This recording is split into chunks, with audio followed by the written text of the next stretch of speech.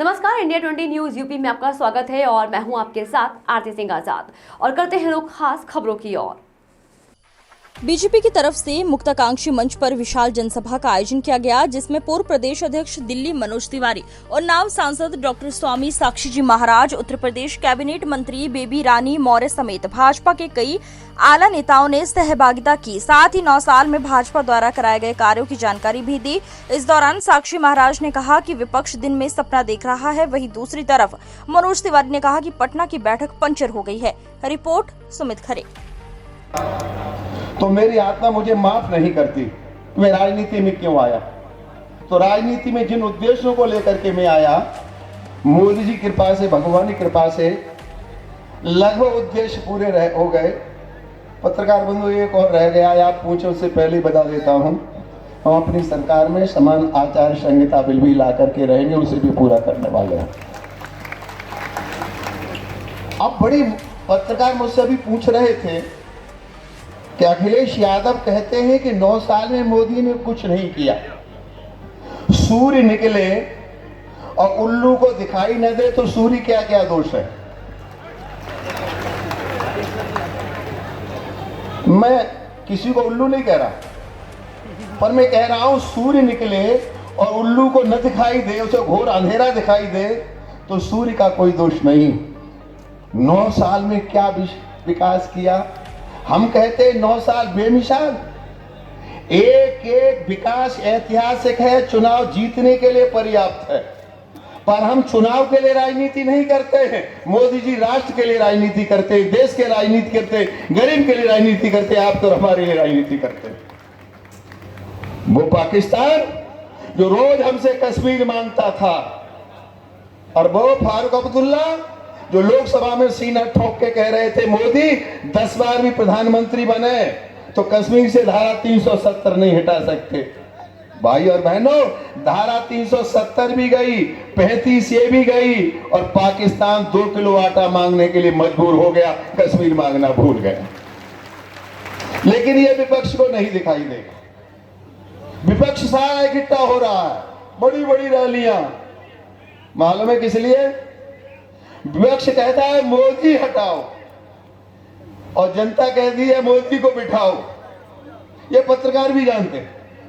विपक्ष कहता है मोदी हटाओ और जनता कहती है मोदी को बिठाओ। संत हूं, रामायण में लिखा है, राम जी ने कहा है मोर वचन चाहे पड़ जाए फीका, संत वचन पत्थर की लीका। तो 2024 में मोदी जी 350 लोकसभा सीटें लेकर दिल्ली में सरकार बनाने वाले हैं, किसी से रुकने वाला नहीं। एक वक्ता ने कहा, अनुराग जी ने कहा कि एक सीट कांग्रेस की है वो भी नहीं रहेगी, और संयोग से वो सीट ही नहीं रहेगी, वो भी भाजपा के खाते में जाएगी। अब आपको जीतने की लड़ाई नहीं लड़नी है, आपको इतिहास बनाना है। यूपी में इतने वोट देना, झांसी में इतना वोट कि मोदी जी लिस्ट बनाने लगे मंत्रियों की तो अनुराग का नाम लिस्ट में आ जाए। में अमेरिका की एक सिंगर वो जन गण मन गा रही थी। मेरी मिली बेन बहुत बड़ी सुपरस्टार है, उसके फॉलोअर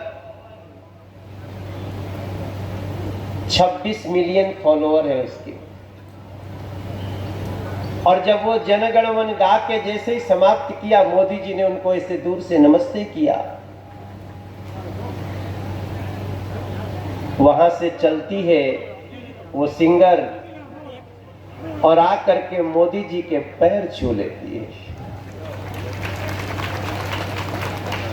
तब मुझे लग रहा था वो मोदी जी का पैर नहीं छू रही थी, वो भारत के प्रत्येक व्यक्ति का पैर छू रही थी, जिन्होंने मोदी जी जैसा नेता खड़ा करके देश को सुधारने का मौका दिया, संवारने का मौका दिया। इसलिए मैं तो देखिए, मैं गाना भी गाता हूं, मैं अभिनय भी करता हूं, मैं अभी तक 98 फिल्में कर चुका हूं, जिसमें मैंने विलेन को कई बार धोया है।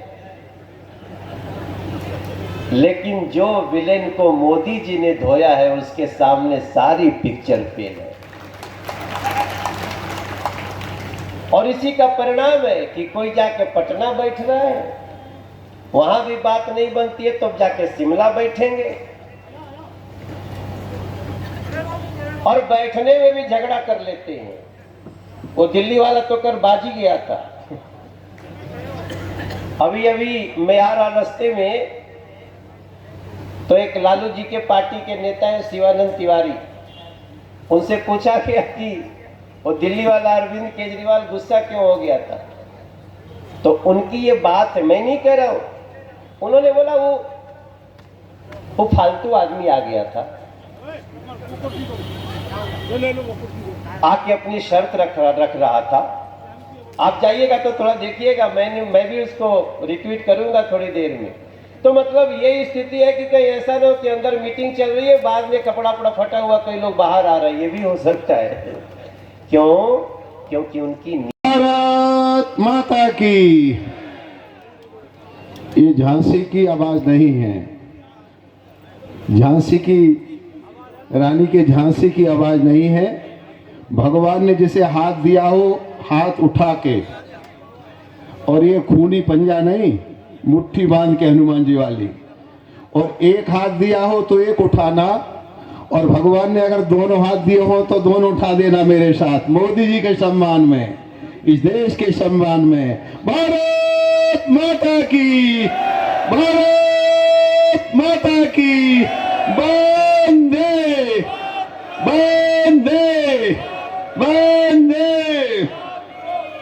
बहुत बहुत धन्यवाद शर्मा जी, आप तो यूपी में टॉप हो गए ऐसे लग रहा है मुझे। वैसे मैं सोच रहा था यूपी को टॉप मैं करूंगा, पर मुझे लगा यूपी को टॉप। जितने दरवाजे हैं सब बंद कर दिए हैं। अब ये लोग सिर्फ इससे परेशान कि सारे देश का भला क्यों हो रहा है, सारा पैसा सब्सिडीज का हुई हो तो लोगों के अकाउंट में कैसे चला जा रहा है, गरीब मजबूत कैसे हो रहे हैं। तो जब इस आधार पे आप मोदी जी का विरोध करेंगे तो मैं नहीं समझता हूँ देश का कोई व्यक्ति आपको मायावती का इस विपक्ष में शामिल न होना कहाँ तक देखते हैं? क्या मानते हैं, मायावती ने सही किया है गलत किया? नहीं, चेहरा नहीं दिख रहा। मायावती जी का जो भी स्टैंड है, मैं समझता हूँ वो अपने पार्टी के रीति नीति पे खड़ी हैं, लेकिन जो लोग वहाँ गए हैं वो अब किसी का अपनी आइडियोलॉजी नहीं रह गया है, सब अपनी आइडियोलॉजी मिटा करके अपने भ्रष्टाचार और परिवारवाद को जिताने में लगे। अच्छा, ओवैसी ने ये बोला है कि हम 2024 में मोदी को प्रधानमंत्री नहीं बने देंगे सर। भाई उनका बस चलता तो 14 में भी नहीं बनने देते, उनका बस चलता तो 19 में भी नहीं बनने देते।